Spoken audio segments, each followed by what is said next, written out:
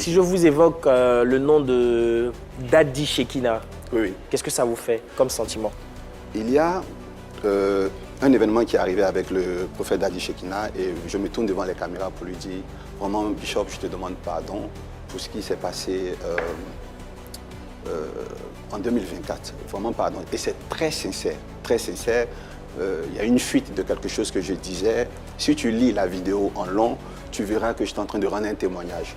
Je suis conscient d'une chose. Si tu as fait l'école avec un ami qui est devenu ministre et que son nom était Papou, si tu le vois dans les rues, ne dis jamais Papou.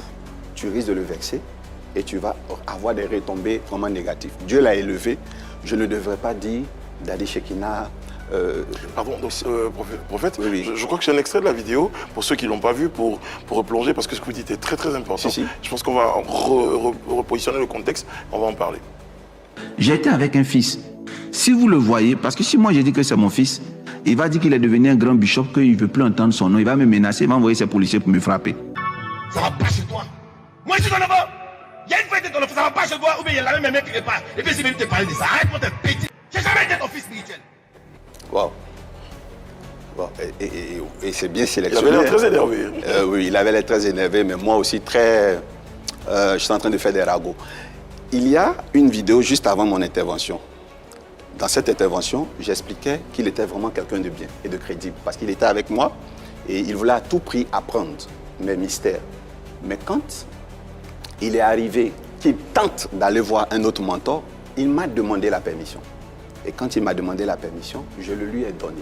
Et c'était dans une conférence où j'enseignais vraiment le disciple-là. J'ai dit, vous pouvez tout dire de lui, mais c'est quelqu'un de très protocolaire, il est très respectueux.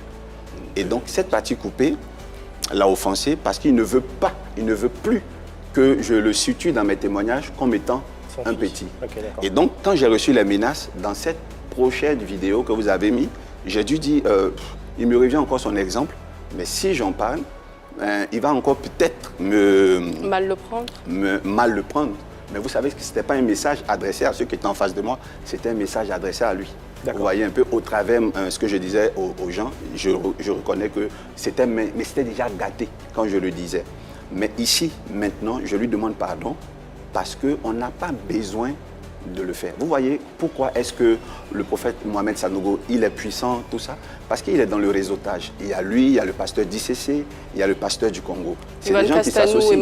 Et les prophètes, si on s'associe, je pense qu'on pourra rehausser l'image ternie qu'ont les pasteurs et les prophètes de façon internationale. Donc moi, je sollicite sa clémence et qu'il se soit apaisé. Parce que quand j'ai vu la violence avec laquelle il a parlé, c'est la violence avec laquelle il a parlé, je crois que c'est juste après ça que j'ai fait l'autre vidéo.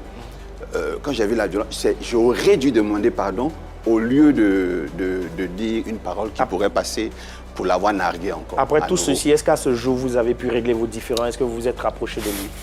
Le connaissant, il pourra se rapprocher de moi. Il pourra accepter de se rapprocher de moi, le connaissant. Parce qu'après les grandes colères de Shekinaël, il s'appelle Conan Shekinaël. Après ces grandes colères que je connaissais avant, ces colères ne durent pas. Ça a un peu trop duré, peut-être parce qu'il ne sait pas comment je vais appréhender son approche. Comment je vais appréhender son approche. Peut-être que c'est ce qui fait tarder.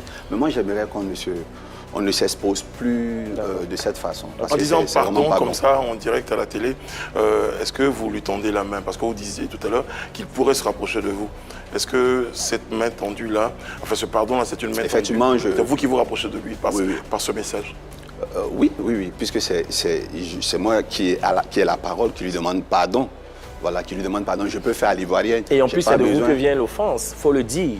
Oui, vous avez été le premier à sortir et puis ça m'a été révélé maintenant. Ouais. Au moment où je le faisais, je ne savais pas que c'était une offense. Je pensais que j'étais en train de rendre un très bon témoignage de lui.